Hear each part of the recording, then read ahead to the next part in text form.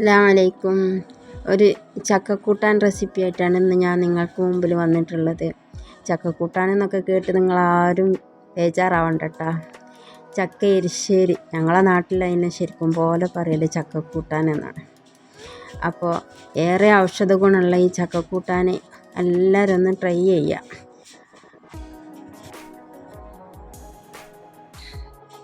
അപ്പം അതിന് ഞാൻ നല്ല മൂത്തൊരു ചക്കൻ്റെ പകുതിയാണ് എടുത്തിട്ടുള്ളത് കേട്ടോ. അപ്പോൾ ഞാനത് അരിഞ്ഞ് അതിലിടക്ക് ഓരോരോ കുരു കടിക്കാൻ വേണ്ടിയിട്ട് ആ കുരുവൊക്കെ നമ്മൾ മുറിച്ചിട്ട് കൊടുക്കുക, നന്നായിട്ട് അരിഞ്ഞെടുക്കുക.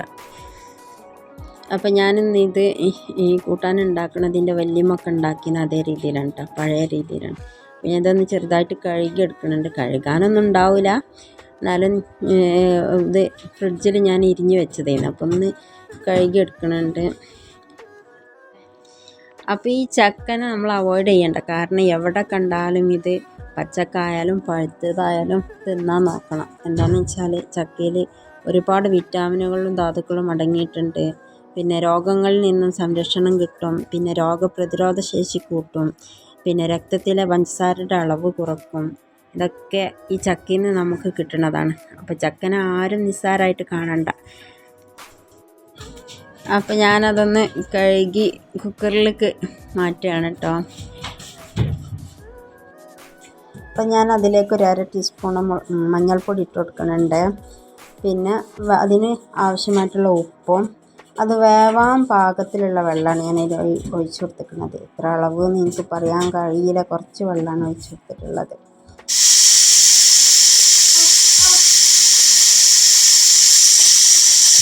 അപ്പോൾ ഞാനത് ഒരു 3 വിസിലാണ് അടുപ്പിച്ചെടുക്കുന്നത്.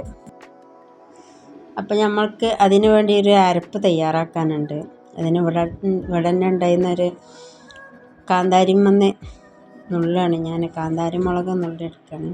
അപ്പോൾ അതിന് വേണ്ടി 1/2 മുറി തേങ്ങയാണ് ഞാൻ എടുത്തിട്ടുള്ളത്.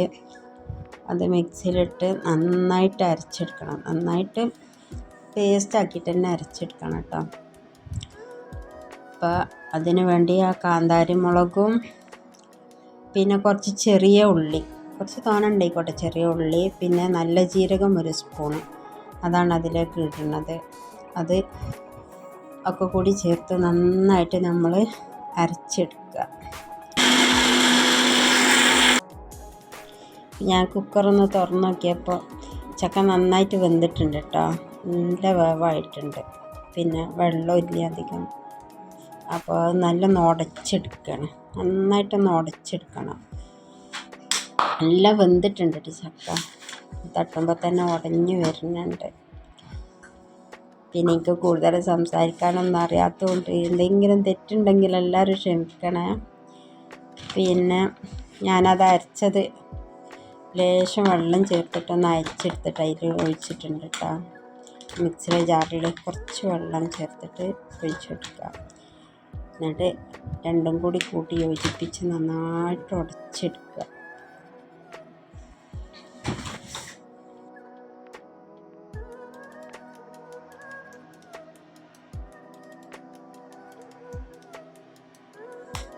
അപ്പോൾ അതിനിടയിലൊന്ന് വോട്ട് ചെയ്യാനൊക്കെ പോയിരുന്നു. അപ്പോൾ എല്ലാവരും വോട്ട് ചെയ്തില്ല, കമൻറ്റ് ചെയ്യുക. പിന്നെ ഞാൻ അതിന് വേണ്ടി ഒരു 4 വറ്റൽമുളക് എടുക്കുന്നുണ്ട് കേട്ടോ. അത് താളിച്ചൊഴിക്കാൻ വേണ്ടിയിട്ട് 4 വറ്റൽമുളക്, പിന്നെ കറിവേപ്പില, പിന്നെ 1 സ്പൂണ് കടുകുമാണ് എടുത്തിട്ടുള്ളത്. അപ്പോൾ ശുദ്ധമായിട്ടുള്ള വെളിച്ചെണ്ണ എടുക്കുക കേട്ടോ, വെളിച്ചെണ്ണയാണ് അതിന് കൂടുതൽ ടേസ്റ്റ് ഉണ്ടാവുക. അപ്പോൾ വെളിച്ചെണ്ണ എടുത്തിട്ടുണ്ട്, അതിലേക്ക് 1 ടീസ്പൂണ് കടുകാണ് ഇട്ട് കൊടുത്തിട്ടുള്ളത്. കടുക് പൊട്ടി വരട്ടെ, എന്നിട്ട് അതിലേക്ക് വറ്റൽമുളക് ഇട്ട് കൊടുത്തു, പിന്നെ കറിവേപ്പില ഇട്ട് കൊടുത്തു. ഇതൊന്നും ഇപ്പോൾ ആർക്കും പറഞ്ഞു തരേണ്ട ആവശ്യമില്ല കേട്ടോ, ഞാനിതിങ്ങനെ ജസ്റ്റ് ഇങ്ങനെ പറഞ്ഞു പോകണമെന്നല്ലേ ഉള്ളൂ. എന്നിട്ട് അതിലേക്ക് ഒഴിച്ചു കൊടുക്കുക, അതൊന്നും കൂടി കൂട്ടി യോജിപ്പിക്കുക. മാഷാ അല്ലാഹ് നല്ലൊരു വാസന വരുന്നുണ്ട് കേട്ടോ, നല്ലൊരു വാസന, നല്ല ടേസ്റ്റി കൂട്ടാനാണിത് കേട്ടോ. അപ്പോൾ അതിലേക്ക് ഒരു പാനിലെടുത്തതിലേക്ക് സെർവ് ചെയ്യണം. അപ്പോൾ അത് കൂട്ടി കഴിക്കാൻ വേണ്ടിയിട്ടുള്ളത് ഇന്നിൻ്റെ അടുത്ത് നല്ല ബീഫ് ഉണ്ടായിരുന്നു. അപ്പോൾ ആ ബീഫാണ് ഇതിലേക്ക് കൂട്ടി കഴിക്കാൻ എടുക്കുന്നത്. ഈ ബീഫ് ഇല്ലയെന്ന് വിചാരിച്ച് ആരും ഇത് വെക്കാതിരിക്കണ്ട. നല്ല മീൻ കറി ഉണ്ടെങ്കിലും അല്ലെങ്കിൽ നല്ല പോലെ ഒരു മുളക് ഉടച്ചതുണ്ടെങ്കിലും നല്ല ടേസ്റ്റായിട്ട് തന്നെ നമുക്കിത് കഴിക്കാം. അപ്പം നല്ല ടേസ്റ്റാണ്, നല്ല ടേസ്റ്റ് വെച്ചാൽ അപാര ടേസ്റ്റാണ് കേട്ടോ, പറയാൻ പറ്റാത്ത ടേസ്റ്റാണ്.